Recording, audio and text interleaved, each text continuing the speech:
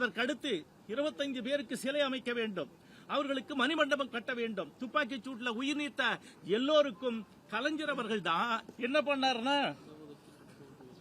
இடஒதுக்கீடு போர் வீரர்கள் என்று ஆவணமே கொடுத்தார் ஒவ்வொருத்தருக்கும். சோ இதெல்லாம் செஞ்சது யாரு? கலைஞர். இதெல்லாம் பயன்பெற்றது யாரு? வன்னியர்கள். இந்த வன்னியர்களுக்கு யார் செஞ்சிருக்காங்க? வேற யாராவது விரல் விடுங்க. இல்லையே, நாங்க தானே கேட்டோம், எங்களுக்காக தானே செஞ்சாரு. அதே மாதிரி 6 பேரை கூண்டாஸ்ல போட்டாங்க, 5 பேரை பூத்தா அருள்மொழி, பூத்தா இளங்கோவன், வாழைச்செல்வன், அந்த மாதிரி ராஜேந்திரன், இவங்கெல்லாம் சிறைச்சாலையில போட்டாங்க இல்லைங்களா?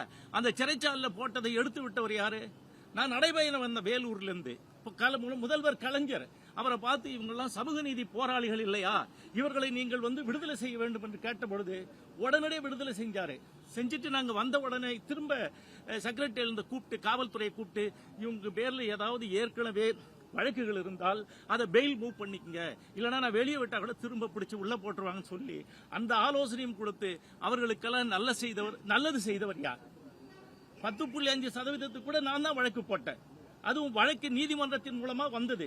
அதையெல்லாம் தப்பு தப்பாக சொல்லி 9 ஆண்டு காலம் காத்திருப்பில் வைத்திருந்து அன்றைக்கு அறிவித்தார்கள். அது கூட எப்படி அறிவித்தார்கள்? இந்த ஆட்சியை ஏன் டிஸ்மிஸ் செய்யக்கூடாது என்று நீதிமன்றத்திலே நான் வழக்கு தொடுத்த பிறகு, அவங்களுக்கு நோட்டீஸ் போன பிறகு அவசர கதியில் அதெல்லாம் அறிவித்தார்கள். சோ இதையெல்லாம் செய்தது யார்? இதுக்கெல்லாம் அடிப்படை காரணம் யார்?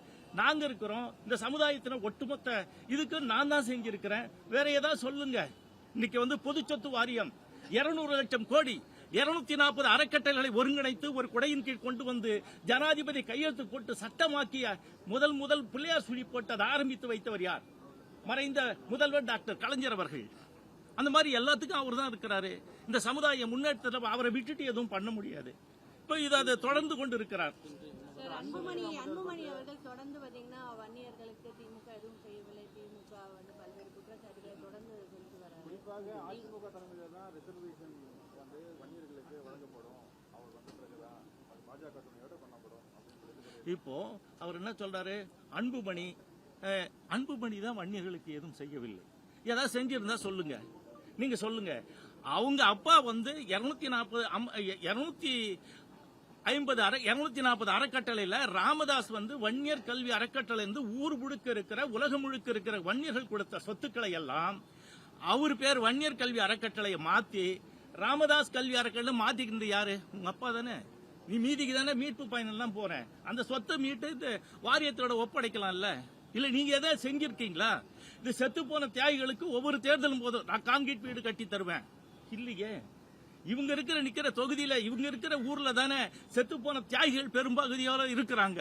அவங்களுக்கு ஏதாவது அவங்க வீட்டை விட்டு வெளியே வந்தாலும் அந்த தியாகிகளை பார்த்துட்டு தானே வெளியே வரணும். இன்றைக்கு வரையும் பிச்சை எடுத்துக் கொண்டு இருக்கிறார்கள், கேவலமாக இருக்கிறார்கள். நான் வாங்கி கொடுத்த 3 லட்சத்தை கூட ராமதாஸ் போய் உங்களுக்கு 5 லட்சமா தரேன்னு சொல்லி வாங்கி வந்துட்டு 1 பைசா கூட கொடுக்கலையே. இதெல்லாம் நடைமுறை. அன்புமணி என்ன சொல்றாரு? இப்போ அவர் ரிசர்வேஷன் ஏதாவது பண்ணாரா? இல்லையே. வந்த பிறகு நாங்க அவங்களுக்கு அழுத்தம் கொடுத்து மத்திய அரசுக்கு அழுத்தம் கொடுத்து நாங்க ரிசர்வேஷன் எடுத்து வருவோம் அப்படின்னு சொல்லிட்டு. எங்க சமூக நீதிக்கான கட்சி திராவிட முன்னேற்ற கழகங்க. திராவிட முன்னேற்ற கழகம் தான் அந்த செயலை முன்னெடுக்கும். இன்னைக்கு கூட பேக்வர்ட் கமிஷன்ல இருக்குது. இது வந்த உடனே நீதிமன்றம் சொன்னதுன்னு சொல்லி கொண்டு வந்தா யாரை கேட்க முடியும்? ஏற்கனவே வழங்கியவர்களை தான் கேட்க முடியும். ஏற்கனவே சமூக நீதிக்காக போராடியவர்களை தான் கேட்க முடியும். ஏற்கனவே சமூக நீதிக்காக இருக்கிற கட்சி தான் கேட்க முடியும். திராவிட முன்னேற்ற கழகம் சமூக நீதிக்கான, சாமானியனுக்கான சகோதர தத்துவத்தை போற்றுகின்ற, எல்லா சமுதாய மக்களையும் ஒருங்கிணைத்து அழைத்து செல்கின்ற கட்சி அது. அதில் இருக்கின்ற பல்வேறுபட்ட சமுதாய மக்கள் தங்களுக்குள்ள இருக்கிற பிணக்குகளை எல்லாம் மறந்து திராவிட முன்னேற்ற கழகத்தை ஆதரிக்க வேண்டும். இப்ப முஸ்லிம் சிறுபான்மை இயக்கம் அவங்க நிறைய பேர் இருக்காங்க. அவங்க எல்லாம் அந்த மனமாச்சத்தில் மறந்துட்டு ஆதரிக்கிறாங்கல்ல. அதே மாதிரி கிறிஸ்துவ அமைப்புகள் எல்லாம் மனமாச்சரியத்தை மறந்து ஆதரிக்கிறாங்க. சோ இப்ப என்ன, இந்த மாதிரி ஒரு நல்ல ஆட்சியை, நல்ல ஒரு நிர்வாகத்தை கொடுப்பதை எடுத்து சொல்றதுக்கு ஆள் இல்ல. இப்ப எல்லாம் சொல்லுவாங்க, இது மாதிரி நாங்க வந்துட்டோம், இப்ப அதிகமா கடன் வாங்கிட்டாங்க. என்ன கடன் வாங்கினாங்க? 24.6. யாரு? எடப்பாடி இருக்கும்போது ஜிடிபி அப்ப அவ்வளவு கம்மிங்க. இப்ப ஜிடிபி அதிகம். அதுதான் 5.5 லட்சம் வாங்கியிருக்காங்க. யாரு கொடுத்திருக்காங்க? நான் சொன்னேன்ல, இந்த 4 முனை புரட்சி முன்னெடுப்பதற்காக தான் செலவு பண்ணிட்டு இருக்காங்க. வேற கடன் தப்பா பேசக்கூடாது இல்ல. புள்ளி விவரம் அவங்க கையில் தான் இருக்குதா? எங்க கிட்ட இல்லையா? எங்களை வந்து பேச சொல்லுங்க. அப்போ ஜிடிபி என்ன, இன்னைக்கு என்ன ஜிடிபில சட்டமே இருக்குது.